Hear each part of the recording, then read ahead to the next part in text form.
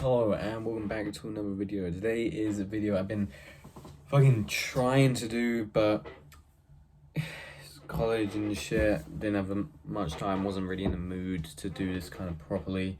But this is my best, my top 10 best albums of 2022. Now I know it is currently the 23rd of January, but I really wanted to do this. I know it's been a long time, and yeah, a few disclaimers. Yeah, I got a haircut. You know what barbers are like. You say, can I just get a little bit off? And they shave the whole fucking thing. You know, obviously that's an exaggeration, but I didn't want it to be this short, but you know, it is. I'm rocking with it. Is what it is. But yeah, this video is not scripted. I did write a script up to like the third best album, and I was like, you know what? Fuck this. I cannot be asked to write like a detailed explanation. So I'm going to like, just from the bottom of my heart, how I feel about these albums, right? Some of my opinions have changed a bit, so some of the rankings have been up and down as of recently.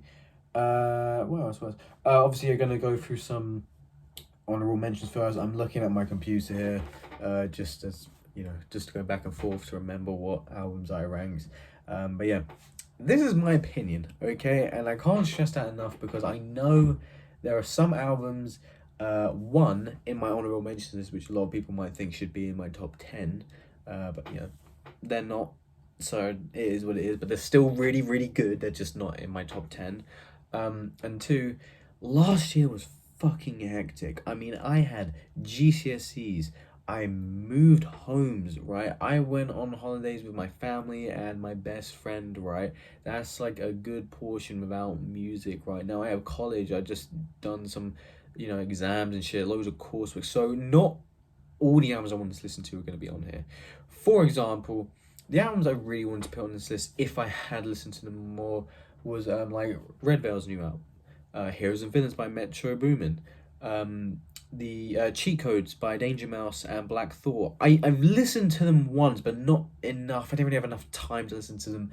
So I didn't have enough time to experience it, throughout the year. These albums, I've had time to like resonate with, if that makes sense, right? I've had a good portion of the year why I've listened to these albums, but those albums I listened to like the last week of the year. I didn't really get a good feel of it, so you have to kind of take that in mind. But if I did listen to them, they probably will be on this list, but they're not. So if your favorite album of the year is not on this list, it's most likely because I just didn't have time to listen to it. But anyways, let's get straight on to the honorable mentions. All right, starting off, probably a bit of a controversial pick. I have Melt My Eyes See Your Future by Denzel Curry. Now, I really enjoyed this album when it came out. I think lyrically it is probably his best. Definitely one of my favorite song, favorite single of the year, and probably my favorite song of the year. Walking was on this, incredible album. Next, My Own Worst Enemy by DC the Don. DC the Don, I'm so I cherish this. I've been following DC Don for like years, man. Like I noticed him when he first kind of he came on the scene with that like I think it's like Fuck Hell little tape, that little EP he released, right? And bro, I've been seeing his come up, and every single product he just gets better and better and better. He tries new sounds, which is kind of, it's unique because he does a lot of melodic rap, right? And melodic rappers tend to just go through for the same formula each and every time, but DC Don doesn't. And on this album, I mean, the beats are insane, the hooks are incredible, he gets aggressive sometimes, chills in it sometimes. I mean, the beats are like phenomenal. I really want to emphasize the beats are really good. I cannot wait, because it seems like I said, every single project he releases gets better and better and better. So his next album is probably going to be his best. I'm really looking forward to that. Next, Her Loss by Drake and 21 Savage. I think this is a very good stepping stone for Drake after his last two albums kind of being like, I didn't hate his last two albums, but a big drop off in quality from what we usually expect from Drake. But he comes back with a really good collab album. No, my only problem with it is it didn't feel like a collab album. It just felt like a Drake album featuring 21 Savage on each song, but you know what I mean? Like, it was just predominantly Drake. And now, if it was more like half and half, I probably would have enjoyed it more. But regardless, still really good. Yeah, like I said, good return from Drake. Next, it's Almost Dry by Pusha T. Phenomenal album. Probably probably tied with my favorite Pusha T album. But yeah, I mean, it's just like his usual thing, does it incredibly yet again. Next, probably one of my favorite pop albums of the year, Crash by Charlie XCX. Took me a while to get into this. Like, first thoughts on this album, I won't lie, I really disliked it. But the more I listened to it, I'm like, damn, this just got hooks. Like, come on, like, Lightning, Move Me, ooh, Yuck. Twice, oh my god, I could go on and on. I really like how Charlie, her last two albums have been very kind of like, not like experimenting that much with pop, but kind of like pushing boundaries of it, moving into stuff like hyper pop and stuff like that, and really like, changing pop as a whole. But this, she does go back to the kind of traditional pop kind of standards, but fucking kills it, and that's what I really like to see. Next, I have Peace Fly God by Westside Gunn. Not my favorite Westside Gunn project this year. Probably guess where my favorite one's gonna be. But yeah, short but very very sweet album. Has that same kind of Griselda vibe, really nice and kind of like gloomy and gritty, but really hard hitting. Next, Spider by Blade was, I really really enjoyed it. I really want to put this in my top 10, but it's like the highs are so fucking high. But aside from those songs, the rest of it is kind of like fine, not bad, but just like it's all right. But Icarus freestyle, fucking Understatement, haha, Uriel. Oh my god, probably one of, if not the best produced Blade album. I will say that for sure. Next, You Can't Kill Me by 070 Shake. Incredibly mesmerizing, beautiful, overwhelming. Her vocals are incredible. The way she kind of like, I love instrumentals that are very overwhelming, but if you can make your vocals just as overwhelming as the beat, that's a recipe for a fucking great album. Next, I have Cutter Lane by Turnabout, one of my favorite new members of the Haunted Mound. Really excited to see what he has next. Definitely very very good debut tape. Next, my first album of this artist, Bin Reaper 3 Old Testament by Baby John. Now this, fuck it, I'm gonna say it, my favorite bars of the year. Oh my god, like I've never looked into lyrics more than this album. I mean, like his bars are so good. Like it's not like thought provoking like a Kendrick Lamar or like a Pusha T or some shit like that. But you're like, oh shit, like these are like caption bars, but like fucking great caption bars. Like, it's so good. It is just phenomenal. His flows are incredible as well. The samples of some of the songs, like that Michael Jackson sample and the Airtron track. That's it. Like we're playing basketball. That shit was fire. Oh my god, love that album. Next, Dawn FM by The Weeknd. Another really really good pop album. One of my favorite Weeknd albums for sure. I don't like it as much as I used to. It was in my top 10 for a while, but I don't know. I just didn't really listen to it as much during like near the end of the year. But regardless, incredible hooks. Some of my favorite from The Weeknd ever. Next, God Don't Make Mistakes by Conway the Machine. His best album to date. I mean, the flows on this were incredible. The beats were like just crazy good. Like the beat on So Much More is stunning. Wild Chapters, Guilty, that little guilty, that shit at the start sets the mood, man. Features on this fucking amazing, and generally one of the most heartbreaking, heart-wrenching songs of all time. One of the most, probably top 5 saddest rap songs of all time, and that is Stressed. Just listen to it for yourself. It is just heartbreaking to listen to. The passion in his vocals are just tear-inducing. You know, that's something I didn't really expect from Conway the Machine. I mean, I haven't listened to all of his projects, right? So this is just something I didn't expect from him, right? Just listen to his other stuff that I have, the other stuff I have listened to of him. But this was really like a very introspective, you know, get to see the other side of Conway, you know. But yeah, phenomenal track. Next, another Haunted Mound project, Gunsmith the Mixtape by Hackle. Whoo! Oh my god, this is a fucking mixtape. I mean, literally just does not hold back on this. Brings every ounce of energy he possibly could on this. Again, another promising member of the Haunted Mound. One thing I had this thought in my head. So the main members of Haunted Mound are Cemetery, Hackle, Buckshot, and Turnabout, right? Obviously, there might be some other members in the way. I know they have that like Oscar 1-8 guy, right? But you know, those are the main rappers of the group. Aside from Ghost Mountain, who hasn't been with them in a while. But I want like a full collab album with them. You know, like I don't care if it's like half an hour or just 20 minutes. Like tracks with all four is that'd be nice to see. But I really want something. I want a collab album. You know, after the fucking Ghost Mountain collab albums, I want another one, but with a different Haunted Mound member this time. Next, I Never Liked You by Future. I mean, it's fucking Future. He's gonna give you trap bangers every single fucking album.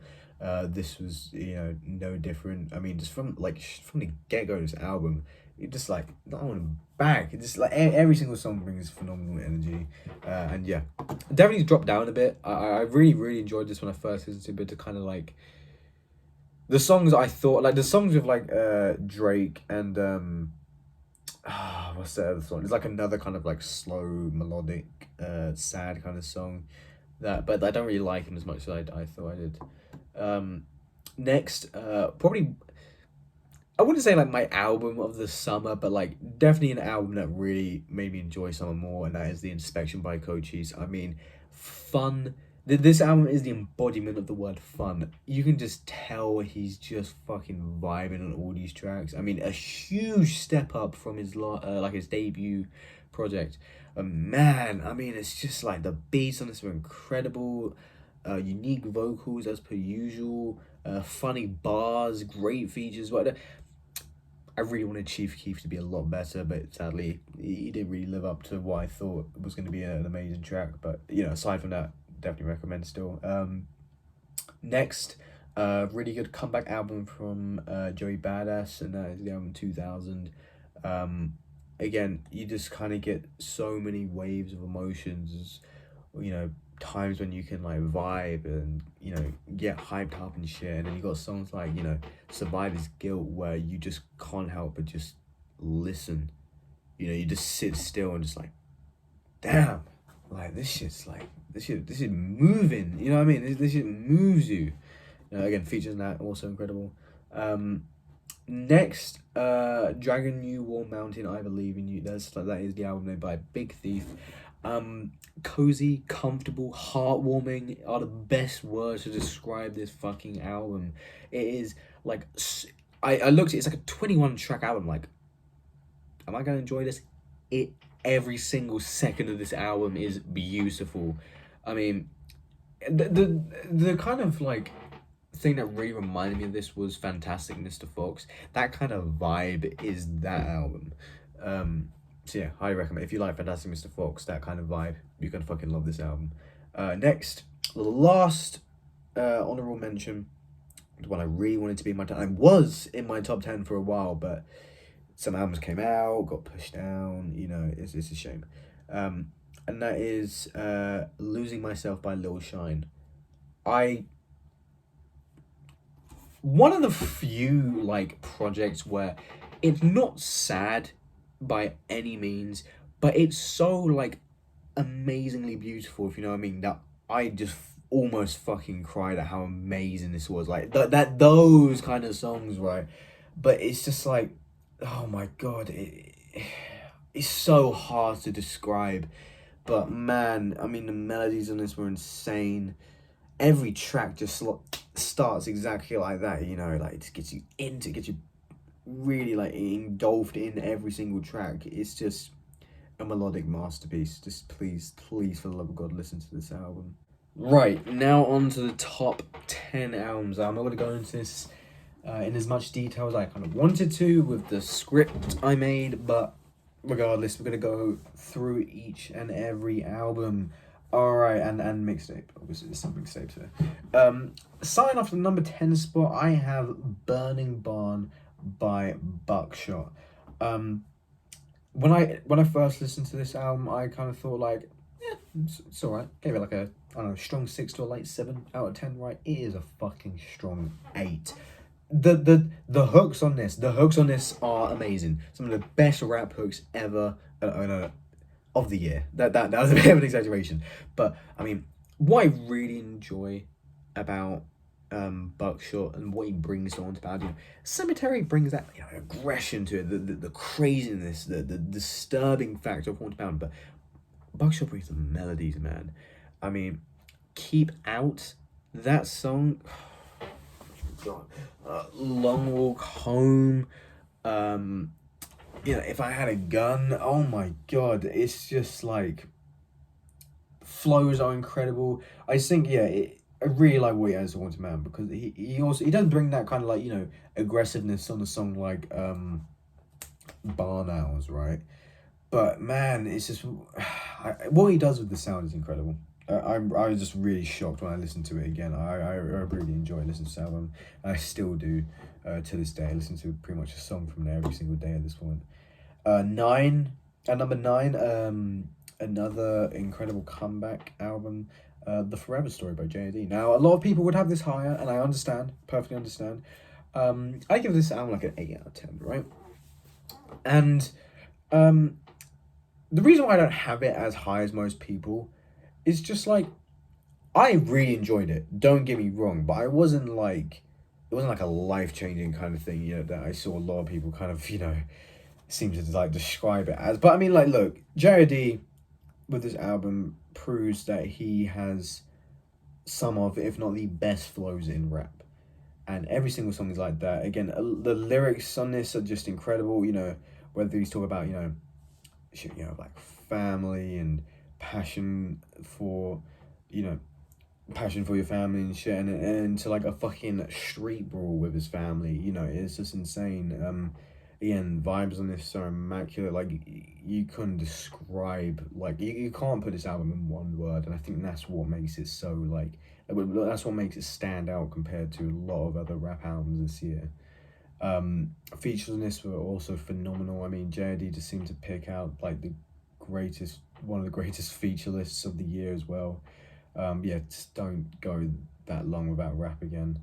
Cause bro, like after listening to DiCaprio 2, I was like, this shit is fucking amazing. Like, I can't wait for the next J.A.D. album.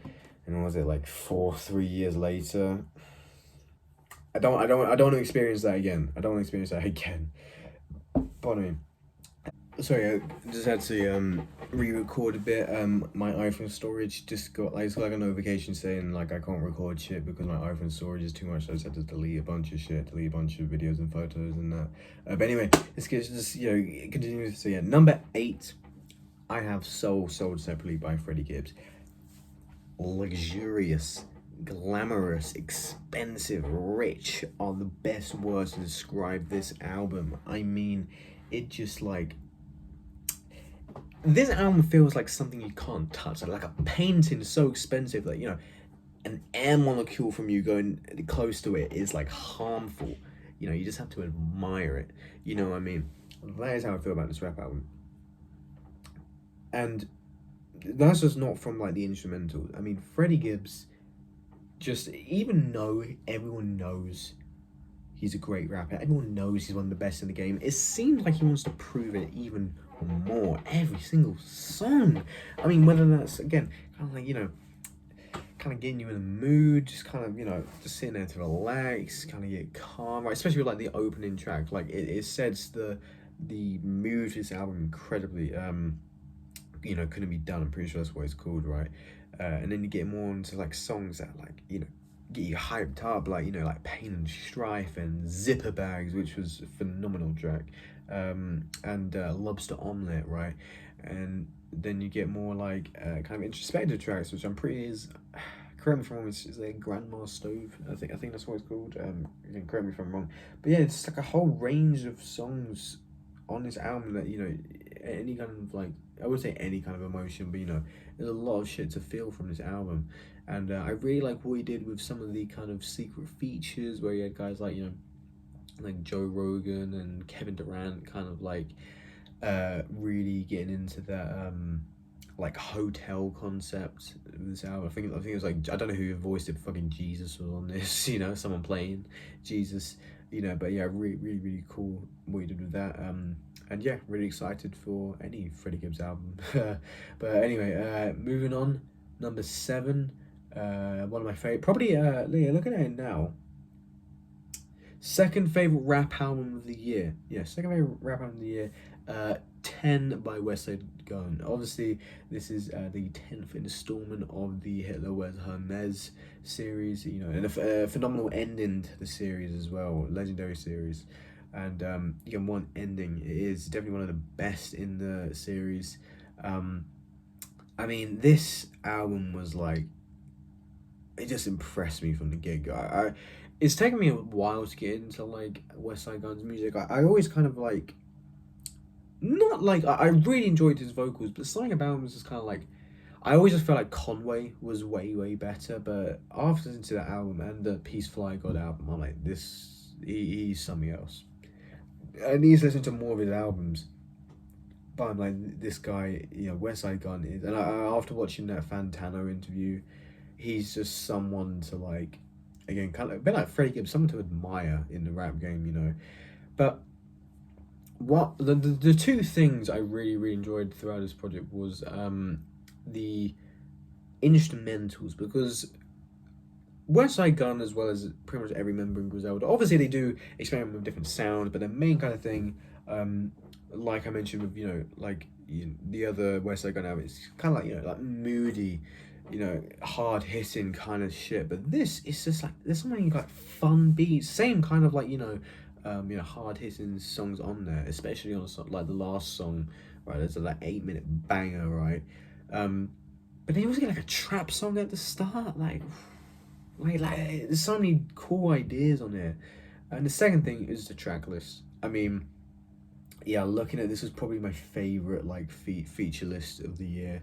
Like it was phenomenal how oh my god, I need to get it up because I know the names, but I don't want to like mistake it.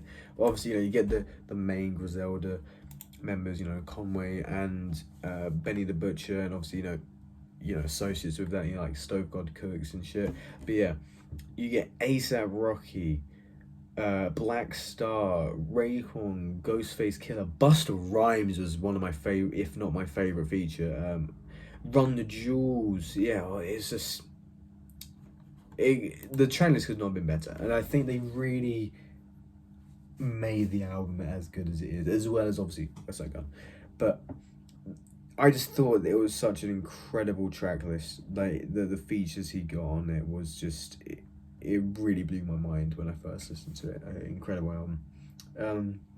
Number 7, my favorite R&B album of the year, and that is SOS by SZA. Again, another incredible comeback album.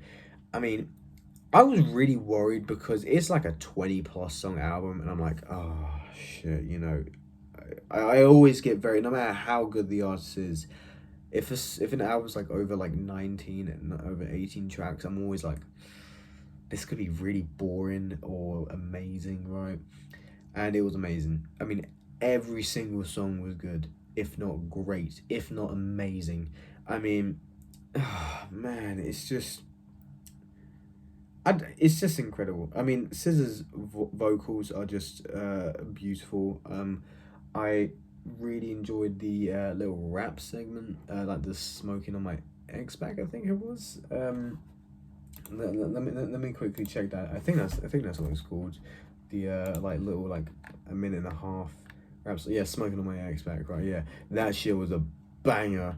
You get that little like pop punky kind of sound like F2F. Oh my god, that song was amazing. A song that almost made me cry, Special. That was amazing. I really enjoyed how she like what's the word, like when rappers include, or not rappers, like just artists in general include like their hit singles to albums. Sometimes it doesn't really fit well. They're just kind of putting it there for plays, and it's kind of like I think it was like one of Nav's albums. It was like, technically Nav was, one of, I think it was the album last year was like one of the most streamed of the year, but that's because he had like fucking Lemonade, which had like 1 billion fucking streams, right? They added like a little kind of like a cash grab, right? But she adds, I Hate You and Good Days, and they just fit in it so well. Yeah, Open Arms by Travis Scott. That was an amazing song. The opener was generally one of the best songs on there as well, despite being under 2 minutes. SOS, that was incredible. Obviously, Kill Bill was fucking taken off, almost 300 million listens. I didn't even realize that. But yeah, it's a phenomenal album. It's just like every kind of, I know I sound like a broken record, but it's like every emotion possible on this, and it's done to an incredibly good standard. Cracking into the top 5 now. My favorite collab album of the year, and that is Crest by Blade and Echo 2K. Now this, I was blown away by this. I started getting into like Drain Gang and their discography during the start of the year. This was like the album that really was like, yeah, I wanted to do all of their shit, and I still haven't, but I'm just getting back into that. I've started to, I've listened to Glue and Tiger and shit, right? But this was like, it's so hard. It's like so like ethereal, heavenly, generally just beautiful at some points. I mean, Blade and Echo 2K, their lyric game is incredibly improved. A lot of like Christian references in it, which I thought was very beautiful on some tracks. A 8-minute banger, which is something we don't expect. Their songs are usually like 2.5, 3 minutes, maybe 4 sometimes, but never 8 minutes. And it was an incredible tribute to one of their friends that sadly passed away. Obviously, they included one of their big singles, Girls Just Wanna Have Fun, which is one of the best songs I've ever heard, genuinely. White Meadow made me cry, and I'm gonna admit that it made me fucking bawl my eyes out when I first heard that shit. The Flag Is Raised.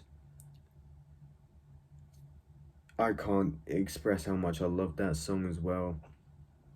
Yeah, it was so like, because I didn't, it wasn't my first like Drain Gang album I heard. I just heard some like bits here and there from this account I followed, right? And I'm like, oh yeah, this should be like a kind of cool little like cloud rap album, but it's not even like a rap album. It's just, I don't even know what genre it is, but it's fucking beautiful. It's amazing, right? But yeah, I was just like, I'm still blown away by it. Yeah, and that these are the kind of albums where I'm going to repeat myself a lot, because I just feel the same for pretty much most of these albums. But yeah, I highly recommend that, and it's genuinely like I've seen a lot of like people who are really into Drain Gang from like the beginning don't really like that album because it kind of goes away from those. I can't believe that I don't really like their Drain roots. I fucking cringe that, but it makes their sound now is completely different from when they began. I mean, and in my opinion, while I do love the old sound, don't get me wrong, I do. This is probably my favorite Drain Gang album, and I know I haven't listened to all of them, but I've listened to enough to know that this is probably my favorite. And yeah, I think it's just because it's the first Drain Gang album that moved me to tears. And I don't think there's only like one other album on this list that has moved me to tears. It's very hard to do, but yeah, I fucking love that album. Okay, yeah. No, number 4. This has almost made me cry. And probably this is for sure the most surprisingly good album. Like I saw it and was like, yeah, it'll be good. But no, it was amazing, and that is I Didn't Mean to Haunt You by Quedeca. Where do I even begin? This is a concept album and a fantastic fantastic one at that. It is from the perspective of Quadeca, the character he plays, commits suicide, right? Is, you know, depressing point in his life, can't take it anymore, he hangs himself, right? But it's not just like he dies, it's not like the build up to that. He raps from the perspective of his ghost and viewing his family members and friends mourn over him, and over time it starts off with, he wants his mum to, he focuses a lot on his mum, and he wants his mum to move on, right?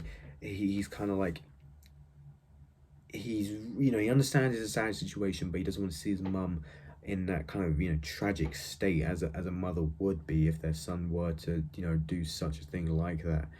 And over time he still wants her to move on, but also kind of like feel sad at the same time, because he's realizing that people are kind of slowly forgetting about him. People are not remembering him as much as he wanted them to. And in order to kind of like reach out to his mum and his family, because he misses them dearly and wants them to, like, think about him so fondly all the time, he attempts to kill them through carbon monoxide by turning the stove on, right? And what I really like about that song's called House Setting, right? He gets none other than Danny fucking Brown on the album, right? Who raps from the perspective of the carbon monoxide. And I'm like, I saw it, I went, is this going to be good? And it's just like, man, and the attention to detail in this album is like incredible, because I think it was like, I was watching an interview, the Fantano interview, I think it was like carbon monoxide levels can detect where there's like ghosts and shit, it's stuff like little things like that. And then, it gets the last song, Cassini's Division, which, Cassini's Division is like, I think it's the darkness, the length of darkness from like Earth to Saturn, right? It's fucking pitch black, right? Obviously it's fucking space, right? But that kind of represents him like moving on, and there's this big segment of just kind of static, right? And that's just kind of him moving on from the kind of, I guess, ghost realm to like an afterlife, right? But man, I was just so like astounded by like it's so like, why I had a problem with Sisyphus, not Sisyphus, I can't remember his last album, right? But that was a song on it. I really enjoyed the overwhelming tracks on that, the kind of larger than life shit. But some of the songs, it kind of sound a bit corny, right? And the other songs are corny rap songs, right? But this is strictly, apart from Knots, is strictly like, I don't know the name of the genre, but it's just so, again, larger than life, overwhelming, right? And it is just stunning, to say the least. Like, I really, like, if you want like an emotionally moving album, I highly recommend, and read the lyrics, because they really enhance how much, like, I first listen, enjoyed it a lot. Second is when I read the lyrics, I was just so close to fucking tearing up, man. His vocals on this are improved drastically. The instrumentals are so powerful. I just forget everything that's around me and just feel like I'm in the track. I just can't get enough of this album. Like, that fucking, and he also got fucking Sunday Service fucking choir to feature on Fractures of Infinity, which is genuinely one of the most beautiful songs I've ever fucking heard. That shit was amazing. Yeah, just please listen to that album. Moving on to the top 3. This third album, I am meaning to get on vinyl. I was gonna buy it, but forgot my fucking card at the shop. And this is an album that really, like, at first I was like, I like it, but I'm kind of disappointed, right? But I listened to this a couple months ago, right? And I get almost fucking teared up at how fucking stupid I was for rating it you know, just kind of like I didn't want people to get mad at me, so I kind of like, yeah, it's an 8. But deep down, I kind of feel like this is like a 7, right? It is a 9 out of 10, right? It's a strong 9 out of 10, and that is Mr. Morale and the Big Steppers by Kendrick fucking Lamar. Oh my god. Oh my god, this album is just like, oh man. I mean, when I know I've said this a lot, when like, oh, this album has loads of, you know, emotions, and you can decide to, you know, whatever emotion you want to listen to is on this album, but done really good, right? But I mean, like, it's better than any fucking album I've heard that does something like that, right? It's just like, the lyrics on this are so like emotional and heartbreaking at some points. Like when he talks about his like aunt transitioning into you know, a man to become his uncle, and the kind of, you know, trauma around her his story, and Kendrick Lamar's perspective of how he's changed as a person because of that. And that, like, that was incredible. Mother I Sober, talking about, you know, his, you know, people thought his cousin kind of like molested him when he was young, right? And he was denying it. And, you know, they wouldn't believe him because, you know, so as a kid, he's just scared, right? And the cousin got wrongfully imprisoned, right? And, you know, he older, you know, he talked about it again when he's older and said, you know, he didn't do it. And the reason why his mum was so like, you know, really, you know, didn't want to believe that, you know, it didn't happen. Like, wanted, you know, no, that's not what I meant, but, you know, really believed it happened, but, you know, didn't believe that Kendrick was kind of like, you know, telling the truth, right? It's because that same shit happened to her, you know, and the way he describes it, his vocals are just like phenomenal, man. Like, it's just, I'm getting a bit choked up now because it's just, man, I don't know what was going through my fucking head when I first listened to it, because I listened to it again and I'm like, yeah, this shit is like phenomenal. I can't believe I rated it that low. It's just fucking stupid, but yeah, I can't recommend this album enough.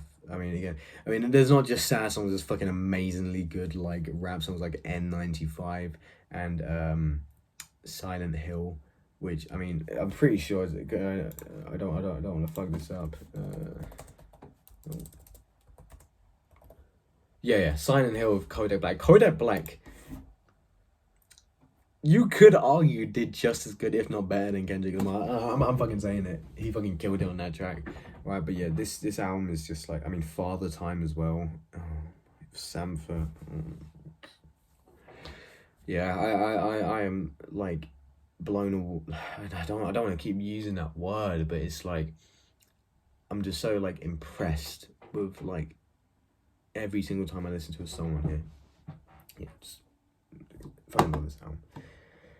Anyway, number 2, might be a bit of like a shock that is high, you know, considering, you know, you know, it's fucking Kendrick Lamar, but I just think these albums are better, right? And if you disagree, fair enough. And I have this album on vinyl, as you can probably tell that I'm picking up, and that is fucking Beatopia by Beabadoobie. Oh my god, I listened to this, this is probably my album of the summer. Like, I mean, you got songs like fucking Sunny Days, Sunny Day, yeah. I keep forgetting names of some fucking songs, like 1036 and shit. Like, oh my god, there's so many like fucking songs that just make me want to fucking cry, smile, feel joy. Songs that feel cozy, like the ending track, right? I mean, you got songs like fucking Ripples, which is like every single time I'm like, oh my god, like, it moves me that way. See You Soon has one of the most like best climaxes of a song this year. Well, last year technically, you know, but man, I mean, it's just, it's one of the most beautiful sounding things I've heard, man. Like, I was just so like, I kind of just always be like a kind of cute little fun album, right? But it's just so gorgeous at some points. like again, this shit damn near moved me to tears as well. I was just fucking blown away by this. It's obviously not as lyrically like lyrically detailed as like fucking Mr. Miranda Big Steppers, but like musically, this thing's astounding. And it's kind of like a shortish album as well. But it's phenomenal. It feels way longer than it is, right? But yeah, and that fucking Tinkerbell is overrated. Featuring fucking Pink Pantheress. Oh my goodness, that is one of the most fun, cute little tracks I've ever heard, man. Yeah, just please fucking listen. I remember writing a review to this, and I didn't really know what to say. And I still don't. I mean, the thing I would say is some of the best choruses I've ever heard. I mean, I've never like the albums before, right? I mean, obviously not all songs on Mr. Around the Big Steppers have a chorus, right? But the other albums that I mentioned and mixtapes, they have like a really really good choruses on some. Generally, some like amazing choruses, but not all of them like hit. This album, on the other hand, every single chorus is perfect, and I mean that. It is perfect. Every single fucking chorus. The hooks on her hook game is some of the best. Genuinely, some of the best. I just couldn't believe how. I think the reason why I had it so high is because Beaver Doobie is a completely new artist to me last year, right? And some of these like other artists, like some of the first times I listened to them, Lil Shine, Big Thief, right? Fucking 070 Shake, right? And while they were really good albums, right, it didn't blow me away as much. Like when I listen to a new artist for the first time, sometimes it's just like I don't, because I don't know what to expect, right? So sometimes I'm a bit like, oh yeah, no, that was good, but I've never had an album from like an artist listen to the first time that's just made me go like, whoa, kind of thing. You know what I mean? At least not for a very long time, not for a very long time at all. But yeah, can't recommend this album enough. And the number one best album of 2022 hasn't changed since I first listened to it. I listened to it again to make sure about that, and it's kind of like I see a lot of people putting this as their number one, and it is kind of like the pretentious douchebag kind of answer. But if you don't like this, you don't like this. I'm not gonna say it's like a fucking, the fucking holy trinity of albums. I just think this album is amazing, and I couldn't think of another album to put on here. But I understand why people might think this is a bit like it's like a pretentious pick, I guess, But that is Anthem Out There by Black Country New Road. What is there to say that hasn't already been said about this fucking album? I mean, yeah, this album made me fucking bawl my eyes out all the way through. It's just so like,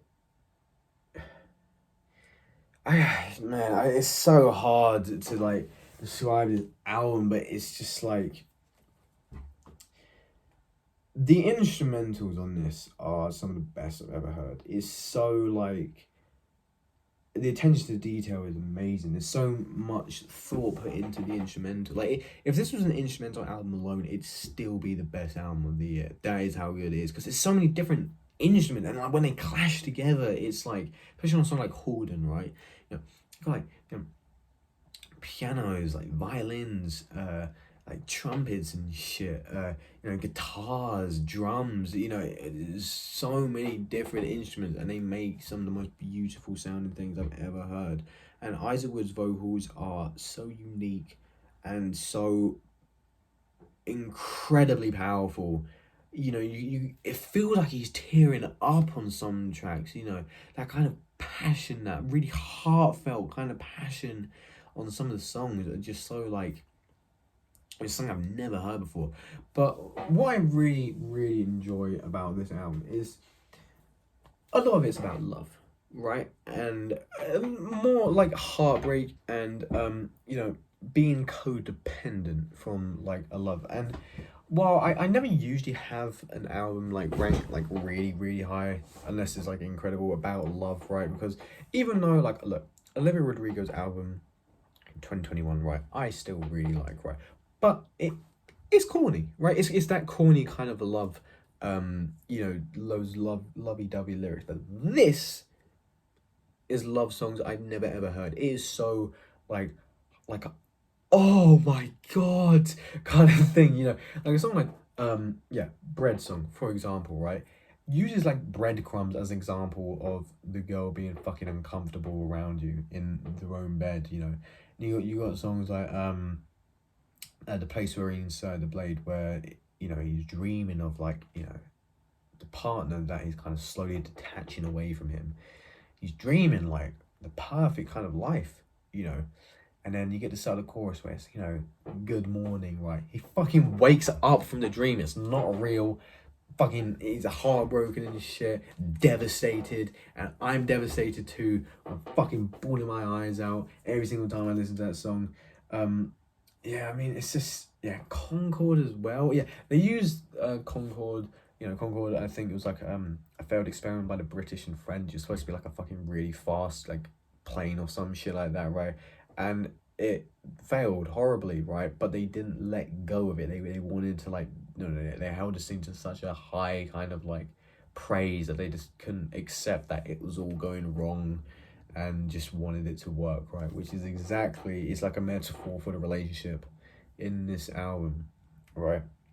You know, and I think it really, like, what I really like, it shows the horrible side of love in real life, you know.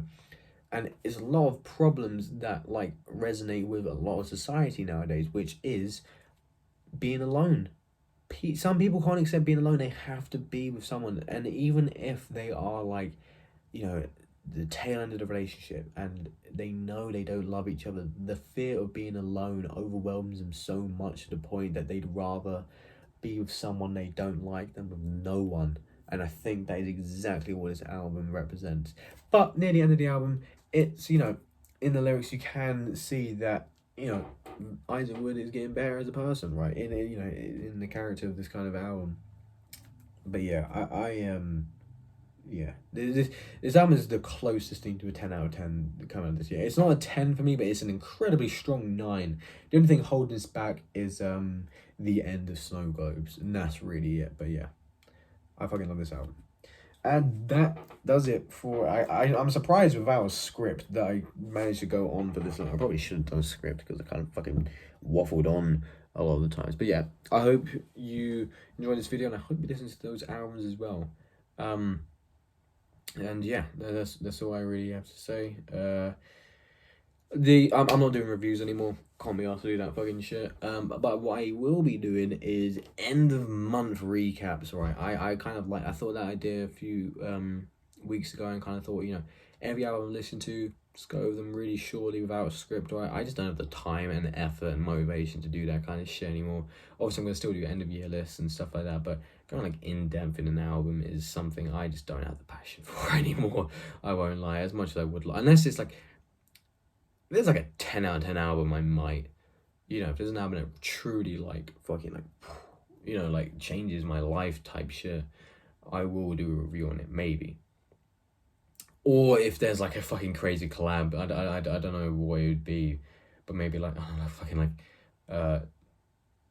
like if they eventually release fucking Lamborghini Boys or whatever the fucking album's called, where they get every rapper that has a Lamborghini or some shit, fuck it, I might do it. That'd probably be an amazing album. Or like Playboi Carti and Lil Uzi do a collab, that type of shit, you know. I might, you know, but yeah. Oh, I will say, yeah, I have an account on Instagram called Daniel's Discs, right? Where I post reviews on just random albums, right? And those are probably the only time I'm doing like proper reviews. But even then, it's just like a short little paragraph, and that's really it. But yeah, I hope you enjoyed, and yeah.